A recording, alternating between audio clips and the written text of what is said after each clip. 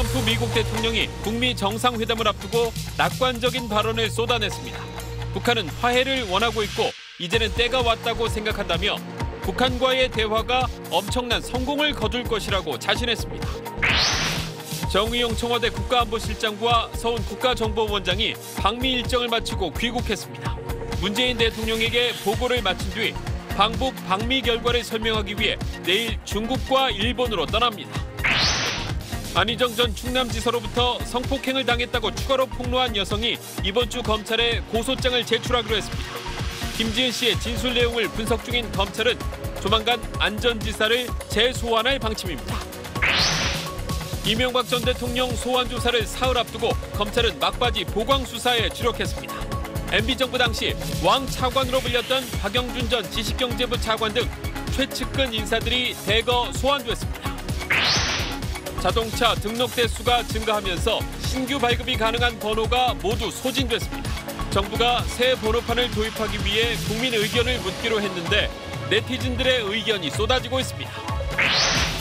1분 지각하면 1시간 임금을 깎고 후임자 없이 관두면 월급의 30%를 깎는 황당한 근로계약서가 있습니다. 불공정 계약에도 침묵할 수밖에 없는 PC방 아르바이트생의 얘기를 들어봤습니다.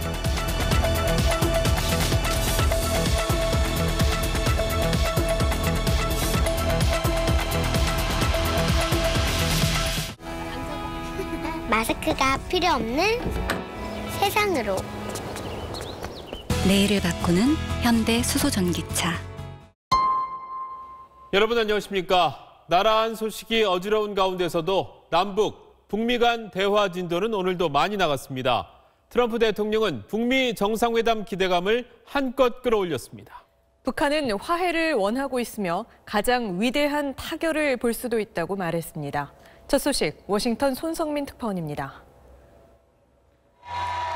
11월 중간선거의 풍향계인 펜실베이니아 보궐선거 지원 유세에 나선 트럼프 대통령. 5월 북미 정상회담과 관련해 폭풍연설을 쏟아냈습니다. 김정은 위원장이 먼저 만나자고 했고 화해를 원했다며 북핵 문제 타결 기대를 키웠습니다. I think they want to make peace. I think it's time. And I think we've shown great strength. I think that's also important. Right? 첫 북미 정상회담을 성공적으로 이끌어보겠다는 의지와 자신감, 때로는 자기 과시가 연설 곳곳에 묻어났습니다. I may leave fast or we may sit down and make the greatest deal for the world and for all of these countries, including, frankly, North Korea. 앞서 백악관에서도 회담이 엄청난 성공을 거둘 것이라고 말했습니다.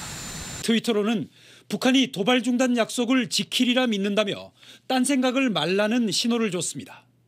중간선거를 앞두고 북미 정상회담에 모든 걸 걸어보겠다는 승부사적인 기지를 보인 겁니다. 미국 언론들은 트럼프 대통령이 정상회담 제안을 45분 만에 수락했고 협상 대표로 나설 수 있는 틸러슨 국무장관에게도 귀뜸하지 않았다며 특유의 즉흥적이고 일방적인 스타일이 첫 발을 뗀 회담의 성패를 가를 변수가 될 수 있다고 지적했습니다. 워싱턴에서 SBS 손성민입니다. 오늘 미국에서 돌아온 정의용 안보실장은 내일 중국으로 건너가서 시진핑 주석을 만납니다. 서훈 국정원장은 일본으로 갑니다. 남승모 기자가 보도합니다. 정의용 안보실장과 서훈 국정원장은 긴 비행에도 표정이 가벼웠습니다. 회담을 결단해준 남북한과 미국 지도자에 대해 경의를 표하고 또 철저한 후속 협상 준비를 다짐했습니다. 두 번의 정상회담이 성공리에 개최되고 많은 성과를 거둘 수 있도록 외교적으로 또 실무적으로 준비에 만전을 기하도록 하겠습니다. 도착 직후 곧바로 청와대로 이동해 문재인 대통령에게 방미 결과를 보고했습니다. 청와대는 이번 기회가 한반도 비핵화 목표의 조기 달성으로 이어지도록 한다는 구상입니다. 주변국과의 공조에도 속도를 내기로 했습니다. 정의용 안보실장은 휴식 없이 내일 곧바로 중국을 방문해 시진핑 주석을 상대로 방북, 방미 결과를 설명합니다. 이어 귀국하지 않고 모레 러시아로 이동해 15일까지 머물 예정입니다. 내일 일본을 찾는 서훈 국정원장도 모레 아베 총리에게 활동 결과를 설명하고 대화 지지를 요청할 계획입니다. 청와대는 대표단 파견 외에 문 대통령이 주변국 정상들과 직접 통화하는 방안도 검토 중이라고 밝혔습니다. SBS 남승모입니다. 그런데 북미 대화 준비가 속도를 내자 다급해진 건 일본입니다. 북한이 핵사찰을 수용하면 초기 비용을 내겠다고 나섰는데 북한 문제를 국내 정치에 이용해온 일본으로선 생각이 복잡할 것 같습니다. 도쿄에서 성혜영 특파원입니다. 전격적인 북미 정상회담 합의가 발표된 뒤 일본은 당사자들보다 더 초조한 모습입니다. 특히 북한 비핵화라는 중요한 의제를 놓칠 수 없다는 다급한 기색이 역력합니다. 일본 정부 관계자는 오늘 북한이 국제원자력기구 IAEA로부터 핵사찰을 받으면 초기 비용을 지원할 수 있다고 밝혔습니다. 우리 돈으로 30억 원 가량입니다. 일본은 여전히 북한을 믿을 수 없다는 점을 강조하면서 강경한 자세를 유지하고 있습니다.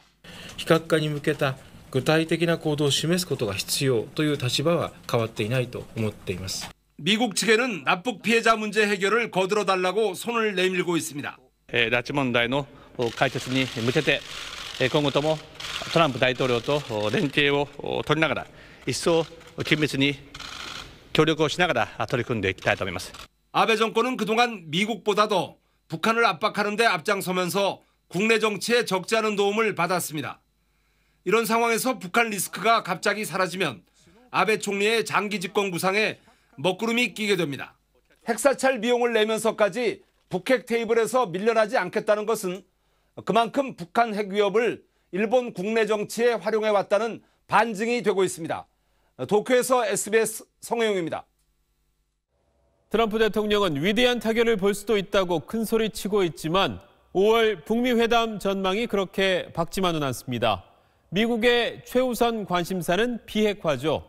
그런데 북한이 체제 보장 없이 그냥 핵을 포기하겠습니까? 그럴 가능성은 제로에 가깝습니다. 그렇다면 어렵게 찾아온 기회를 살릴 접점은 어디쯤에 있을까요? 김태훈 기자입니다. 백악관은 어제 북한의 구체적인 행동을 주문했습니다.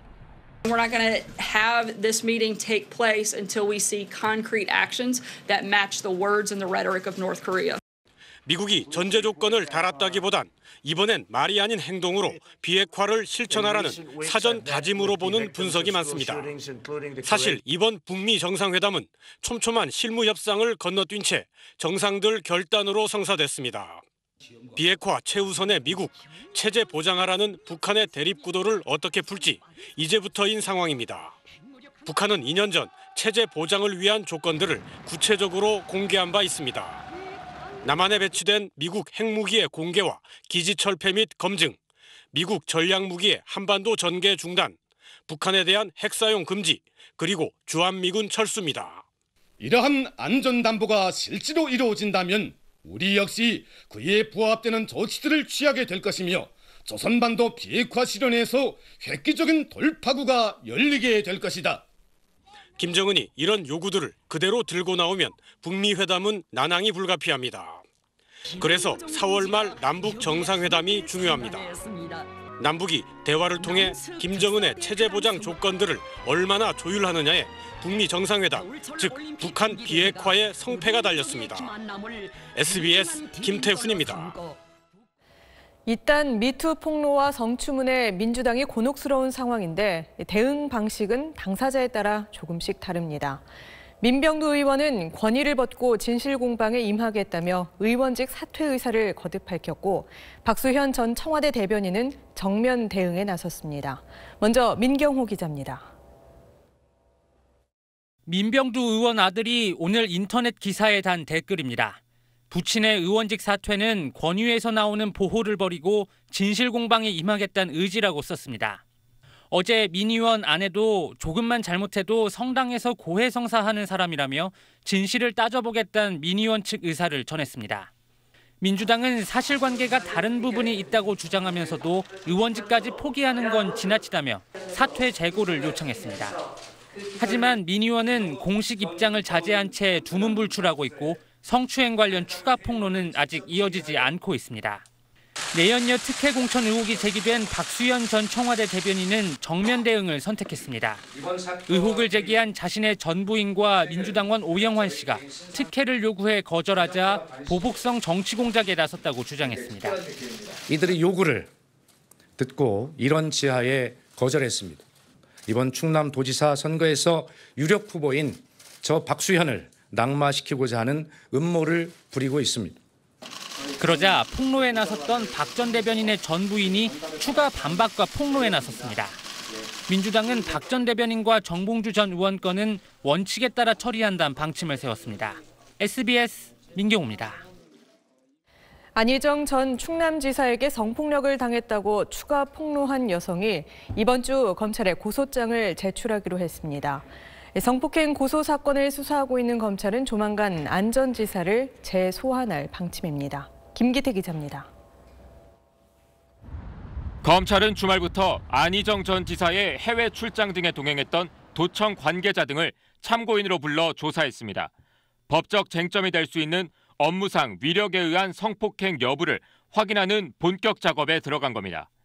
안 전 지사의 수행비서였던 김지은 씨는 지난해 7월과 9월 안 전 지사와 동행했던 러시아와 스위스 출장에서 성폭행을 당했다고 주장했습니다. 하지만 안 전 지사는 지난 9일 검찰에 자진 출석해 부적절한 관계는 있었지만 성폭행은 아니라고 진술한 걸로 알려졌습니다.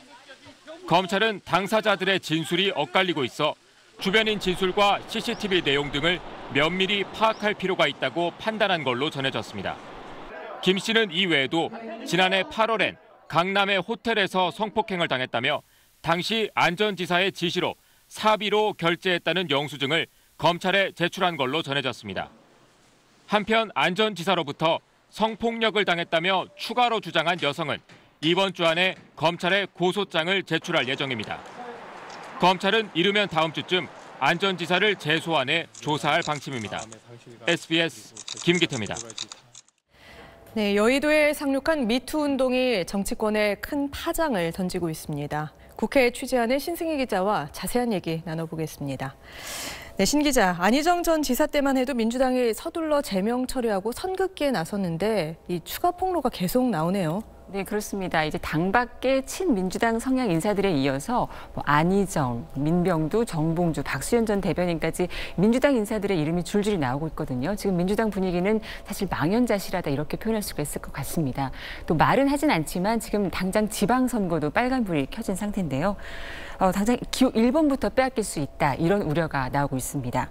다수 의석을 가진 당이 이제 기호 1번을 사용하게 되는데 지금 민주당하고 자유한국당 의석수 차이가 5석에 불과합니다. 선거에 나가겠다는 민주당 현역 의원이 최소 2~3명이니까 범야권 성향 인사들까지 수요 계산에 넣는다면 이 차이는 더 줄어들 수 있는 거죠.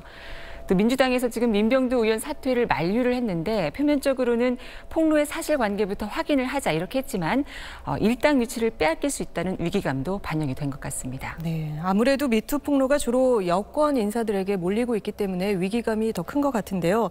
무난할 것 같던 지방선거 구도도 요동치고 있죠.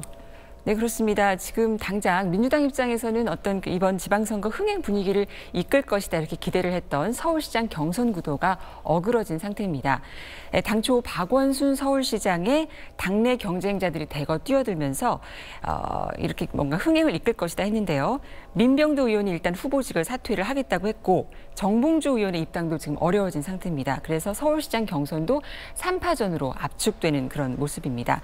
또 충남의 경우에는 안희정 역효과 때문에 그렇지 않아도 어수선한데 또 박수현 충남지사 예비 후보까지 폭로전을 지금 벌이는 상황이 되어서 민주당으로서는 굉장히 난감한 대형 악재가 잇따르고 있습니다. 무조건 엄정하게 대처를 할 수만도 없는 거고 그렇다고 미온적으로 대처했다가는 지탄이 있기 때문에 민주당은 어떻게 보면 딜레마에 빠져 있다 이렇게도 표현할 수 있을 것 같습니다. 좀 더 계속해서 지켜봐야겠네요. 네, 잘 들었습니다. 네, 다음 소식입니다. 이명박 전 대통령 소환 조사를 사흘 앞두고 검찰이 막바지 보강 수사에 주력하고 있습니다. 검찰은 오늘 MB정부 당시 왕 차관으로 불렸던 박영준 전 지식경제부 차관 등 최측근 인사들을 줄줄이 소환했습니다. 박원경 기자의 보도입니다. 박영준 전 차관은 오전 9시 40분쯤 검찰에 나왔습니다. 박 전 차관은 지난 2007년 대선을 앞두고 기업 등으로부터 불법 자금을 받은 혐의를 받고 있습니다. 검찰은 또 비슷한 시기에 불법 자금 수수 의혹을 받는 송정호 전 장관도 비공개로 불렀고 이팔성 전 회장에게 14억 5천만 원을 받아 이 전 대통령 측에 전달한 혐의를 받는 이 전 대통령의 사위 이상주 변호사도 다시 소환했습니다. 앞서 검찰은 전직 국회의원 등에게 불법 자금을 받은 혐의로 최시중 전 위원장과 천신일 전 회장, 이상득 전 의원을 조사했습니다. 검찰은 또 이명박 전 대통령에 대한 질문지 작성에 돌입한 걸로 전해졌는데 이 전 대통령에 대한 혐의가 20개에 달하는 만큼 수백 페이지에 이를 걸로 보입니다. 검찰은 소환 당일 검찰청 내 조사 공간 등도 정비하고 있는 걸로 알려졌습니다. 한편 대한변호사협회는 2007년 BBK 수사 당시 대검 차장을 지낸 정동기 변호사의 이 전 대통령 변호인 자격에 대한 해석을 내일 마무리할 예정입니다. SBS 박원경입니다. 전두환 씨가 회고록 내용과 관련한 검찰 소환에 응하지 않고 있습니다. 80년 광주에서 헬기 사격이 있었다고 증언한 천주교 신부의 명예를 훼손한 혐의인데 전 씨는 비서관 책임 아래 회고록 원고가 작성됐다면서 자신은 할 말이 없다고 버티고 있습니다. 박세용 기자가 보도합니다. 전두환 씨는 회고록에서 5.18 당시 헬기 사격을 증언한 고 조비오 신부를 파렴치한 거짓말쟁이라고 비난했습니다. 이런 허위 내용이 담긴 회고록의 판매를 금지해달라는 신청이 제기됐는데 법원은 지난해 5.18 때 헬기 사격이 있었다는 건 충분히 소명됐다고 판단했습니다. 조비오 신부 유족은 사자 명예훼손 혐의로 전 씨를 고소했습니다. 광주지검은 전두환 씨에 대해 지난달 22일과 27일 두 차례 소환을 통보했지만 전 씨는 모두 응하지 않았습니다. 전 씨의 변호인은 헬기 사격 부분은 회고록 책임 정리자인 민정기 전 비서관이 작성한 것이어서 전 씨가 진술할 사항이 없다고 불출석 사유서를 제출했습니다. 지병을 앓고 있고 고령이어서 광주까지 조사받으러 가기 어렵다는 말도 덧붙였습니다. 전 씨는 별도로 지난 2일 검찰에 의견서를 제출해 각자 입장에 따라 다른 시각을 가질 수 있다며 회고록에 대한 해석과 평가는 역사의 몫이라고 생각한다고 주장했습니다. 법적 책임을 피하려는 의도로 보입니다. 하지만 헬기 사격은 지난해 법원 판단에 이어 최근 국방부 5.18 특조위 조사를 통해서도 역사적 사실로 인정됐습니다.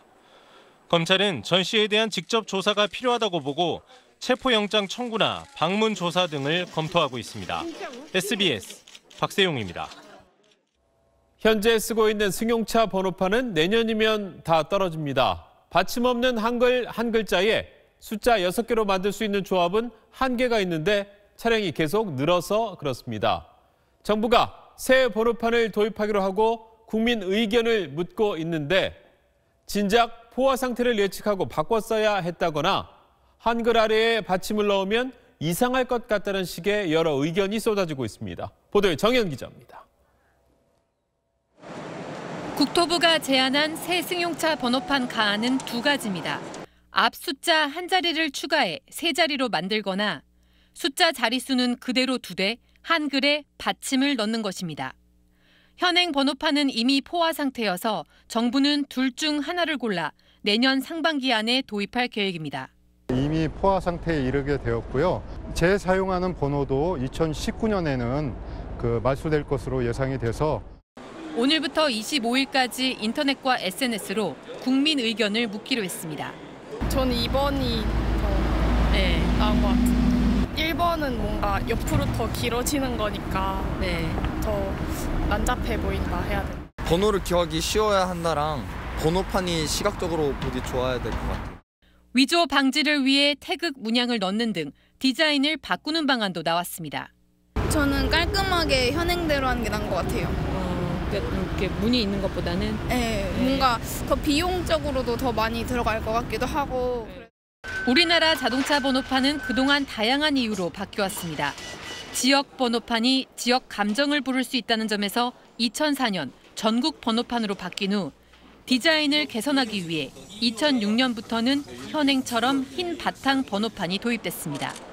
SBS 정현입니다. 서울 고급 주택 가격 상승률이 세계에서 세 번째로 높다는 조사 결과가 나왔습니다. 서울 강남 아파트 가격에 거품이 끼어 있다는 연구 결과도 있었죠. 그럼 앞으로 강남 집값은 어떻게 되는 걸까요? 한승우 기자입니다. 지난해 4분기 서울 주택시장 상위 5% 안에 있는 고급 주택 가격이 전년 동기보다 13.2%나 상승한 것으로 나타났습니다. 영국의 한 부동산 정보업체가 전 세계 주요 도시 42곳을 대상으로 조사한 결과 세 번째로 높았습니다. 1위는 27.4%인 광저우, 2위는 남아공 케이프타운이었습니다. 3분기 7위였는데 더 가파르게 오른 겁니다.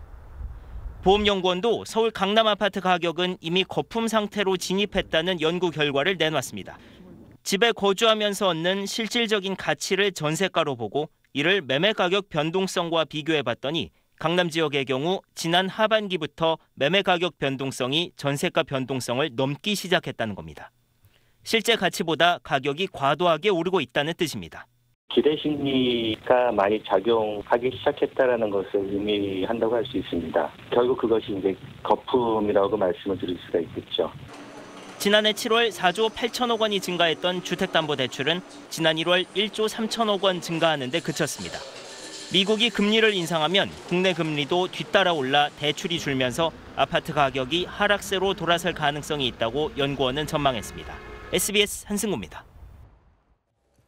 중국 국가주석은 2번 이상 맡을 수 없다는 규정이 삭제됐습니다. 시진핑 주석 장기 집권이 가능해지면서 이젠 시 주석이 아니라 사실상 시 황제란 말도 나오고 있습니다. 베이징 편상욱 특파원입니다. 중국 최고 의사결정기구인 전국인민대표대회는 99% 넘는 압도적 찬성으로 헌법 개정안을 통과시켰습니다. 표결 장면은 공개하지 않았지만 100%라는 숫자를 피하기 위해 일부러 반대와 기권을 끼워 넣었다는 이야기까지 나옵니다. 坚决维护以习近平同志为核心的党中央权威和集中统一领导，认真履行宪法法律赋予的职责。 개정헌법은 국가주석이 임기를 2번 이상 맡지 못하게 한 제한 규정을 삭제했습니다. 시 주석이 현재 임기가 끝나는 2022년을 넘어 영구 집권할 수도 있는 제도적 기반이 마련된 겁니다. 헌법 서문에는 마오쩌둥 사상과 덩샤오핑 이론에 이어 시진핑 신시대 중국 특색 사회주의 사상이 새로 삽입됐습니다. 시 주석의 이름을 헌법에 넣어 시 주석의 권위를 마오쩌둥의 반열에 올려놓은 셈입니다. 이로써 1인 독재 폐해를 막기 위해 40년 넘게 이어져 온 중국의 집단 지도 체제는 사실상 와해됐습니다. 대신 명실공히 황제급 권력을 쥐게 된 시 주석의 1인 체제가 들어서게 됐습니다. 여기에 공산당원뿐 아니라 전 국민을 대상으로 한 국가감찰위원회까지 헌법상 국가기관으로 설립되면 시 주석의 권력 기반은 더욱 강해질 전망입니다. 베이징에서 SBS 편상욱입니다. 낙동강 중상류의 오염 실태 어제 전해드렸습니다만 더 위쪽인 낙동강 상류도 마찬가지로 심각한 상태였습니다. 근처에 있는 재련소가 원인으로 지목됐지만 개선될 기미는 보이지 않고 있습니다. 이 문제 꾸준히 취재하고 있는 송성준 기자가 다시 현장에 나가봤습니다. 검푸르게 변한 강바닥. 폐적물이 든 중금속은 심각한 수준입니다. 환경부가 낙동강 중상류 오염 원인으로 폐강산과 함께 지목한 아연 재련소입니다. 재련소 뒤사는 온통 민둥산이 돼버렸습니다. 내성 강한 굴참나무와 소나무까지 거의 다 고사했고 토양에서는 환경 기준을 초과하는 중금속이 검출됐습니다. 2차 식물들도 지금 하나도 없습니다. 보시다시피 이 전체가 다 식물이 살 수 없는 그런 어떤 환경 조건이 되어 있습니다. 지난해 여름에도 안동호 부근에서 죽은 물고기 떼와 새들 사체가 곳곳에서 발견돼 이 재련소가 의심받아 왔습니다. 실제로 지난달 24일과 26일 펌프 고장으로 유독성 폐수 70여 톤이 유출돼 20일의 조업 정지 처분을 받았습니다. 낙동강에 유입된 폐수에서 허용 기준치의 10배에 육박하는 불소가 검출됐고 셀레늄도 기준치보다 2배 이상 검출됐습니다. 석포 재련소는 바로 옆으로 낙동강 본류가 흐르고 있고 본류 계곡을 따라 1, 2, 3 공장이 들어서 있습니다.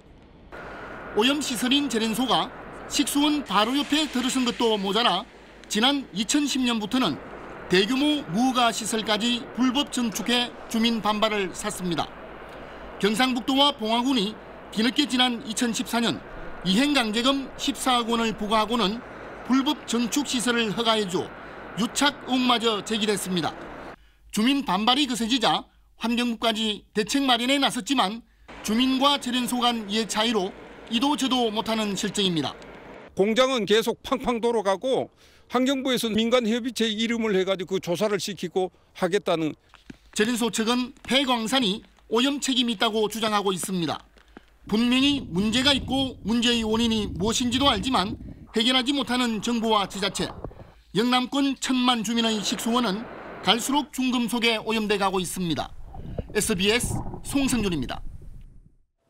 1분 지각하면 1시간 임금을 깎는 근로계약서가 있습니다. 어느 PC방 아르바이트생 얘기인데 말이 되는 얘기인지 들어보시죠. 배정훈 기자가 우리 사회 의뢰 목소리를 취재했습니다. 쓸고 닦고 냉장고 정리에 음식 배달까지. PC방 아르바이트생들이 힘든 것은 단지 일이 많아서만은 아닙니다. 키보드 부서뜨리면 막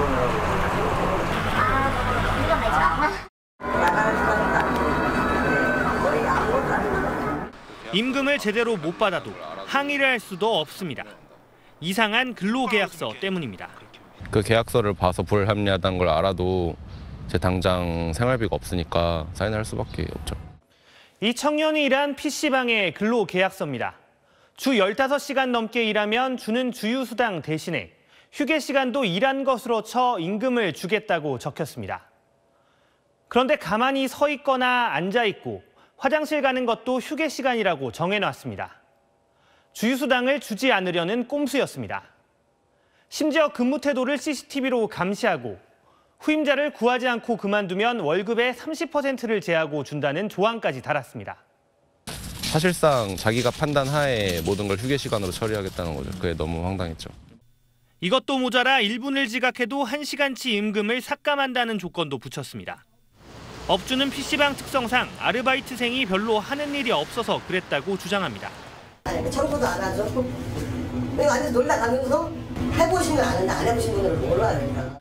근로계약서에 반드시 있어야 할 조항이 없다거나 위법한 조항을 적어놓을 경우 과태료나 벌금 등 법적 처분을 받습니다.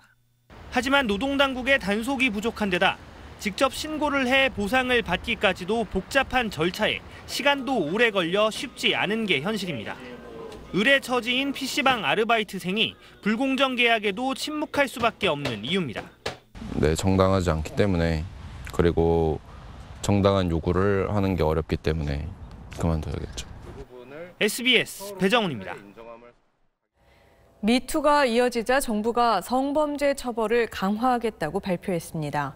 하지만 문제는 현행법상 피해자가 성범죄 사실을 입증하는 게 쉽지 않다는 겁니다. 김영하 기자의 보도입니다. 새 미투가 나올 때마다 지목된 가해자들의 반응은 늘 비슷했습니다.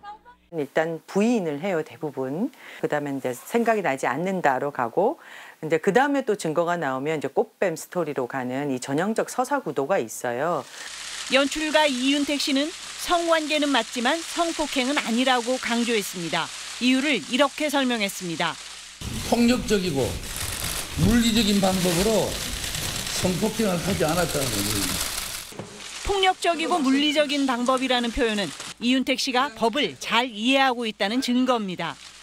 성범죄는 은밀하게 벌어져서 일단 입증이 어렵고 특히 성폭행의 경우 심각한 폭행이나 협박이 있었다는 걸 피해자가 입증해야 합니다. 현저히 반항하기 곤란할 정도의 폭행 협박이 있었느냐가 기준이에요. 그러니까 그러면 네가 저항을 했는지를 입증해야 되는 거죠. 독일과 미국 캘리포니아주 등에선 폭력 여부를 따지지 않고 피해자가 동의하지 않은 성관계는 모두 성폭행으로 인정하고 있습니다. 지위에 의해서든 이런 게 사실 이제 권력관계라고 우리 얘기하는 거 아닙니까? 한거불능이라는 게 도대체 어떤 의미냐? 그러면 뭐 팔다리가 다 붙잡혀 있는 것만 한거불능이냐?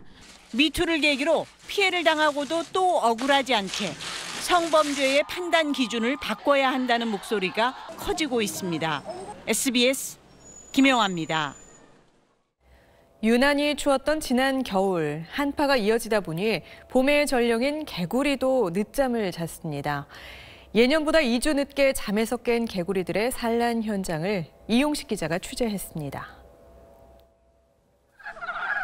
개구리 번식지 가운데 하나인 충남 예산의 한 들녘입니다. 개구리들의 경쾌한 합창 소리가 조용했던 농경지를 가득 메웁니다. 물고인 습지마다 방금 겨울잠에서 깬 개구리들이 하나둘 얼굴을 내밀고 번식을 위해 짝짓기가 한창입니다. 성미급한 개구리들이 이미 산란을 마쳐 물속에는 알덩이가 가득합니다. 겨울 추위 탓에 개구리 산란 시기는 예년보다 2주가량 늦었습니다. 올해는 2월 말부터 산란이 시작되어서 지금 3월 초에 집중적으로 산란하고 있습니다. 계곡 근처에도 빗소리에 놀라 깬 개구리들이 이동을 시작했습니다. 산란지로 가기 위해 개구리들은 목숨 건 아스팔트 도로 횡단에 나섭니다. 산과들에 울려 퍼지는 개구리 소리에 등산객들도 발걸음이 가볍습니다. 개구리도 보고 그 소리도 들어보니까 봄이 우리 마음속에 가득히 온 것 같네요. 꽁꽁 얼었던 계곡물도 얼음이 녹으면서 이처럼 경쾌한 물소리와 함께 시원스럽게 흘러내리고 있습니다. 개구리알은 2주 뒤에 올챙이로 부화하고 두세 달 지나 성체가 되면 다시 산속으로 향합니다. SBS 이용식입니다. 요즘 마트에 가면 칼집을 내거나 저온 숙성을 한 국내산 삼겹살을 쉽게 볼 수 있습니다. 저렴한 수입산에 맞서서 다양한 맛으로 변신을 거듭하고 있는데요. 정경윤 기자가 취재했습니다. 축산농가에서 도축한 국내산 삼겹살을 마트로 보내기 전 이 공장에서는 고기를 평소보다 2배 정도 두껍게 자르고 양면에 칼집을 냅니다. 고기를 구웠을 때 육즙이 덜 빠져나가도록 하는 효과를 노린 겁니다. 일반 삼겹살보다 지방이 비교적 적은 꽃삼겹 부위도 별도로 포장돼 유통됩니다. 다른 공장에서는 삼겹살 숙성 작업이 진행됩니다. 고기를 1도 이하의 온도에서 15일간 저장한 뒤에 마트로 보내는데 숙성하면 더 고소한 맛을 냅니다. 이렇게 가공한 삼겹살은 일반 삼겹살에 비해 가격이 20% 정도 비싸지만 국내산 삼겹살 판매량의 30%를 차지할 정도로 늘고 있습니다. 평상시 먹는 삼겹살하고 달라요. 좀 맛있어요. 이 정도는 돼야 3식구 먹어도 충분히 먹을 수 있습니다. 삼겹살 전체 매출 가운데 수입은 2년 전 6%에서 올해 초 14%까지 늘어난 상황. 소비자들의 입맛이 다양해지는 데다 이처럼 값이 싼 수입 삼겹살의 공세가 만만치 않자 국내산은 역으로 고급화 전략으로 맞서고 있는 겁니다. 프리미엄급 더 맛있는 삼겹살을 제한해서 고객들이 국내 삼겹살로 계속 구매를 하실 수 있도록 유도를 하고 있고 가성비를 앞세운 수입 삼겹살에 국내산 삼겹살이 변화를 거듭하며 활로를 모색하고 있습니다. SBS 정경윤입니다.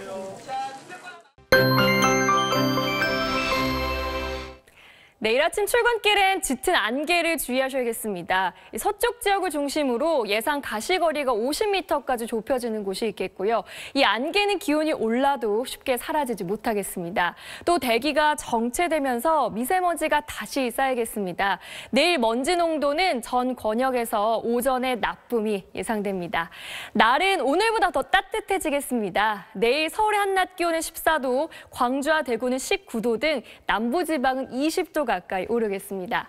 다만 그만큼 일교차가 더 크게 벌어지면서 면역력이 떨어지기 쉽겠는데요. 기상청에서 발표한 감기 가능 지수를 살펴보면 붉은색으로 표시된 매우 높음이 많이 보이고 있습니다. 체온 조절 잘 해주시기 바랍니다.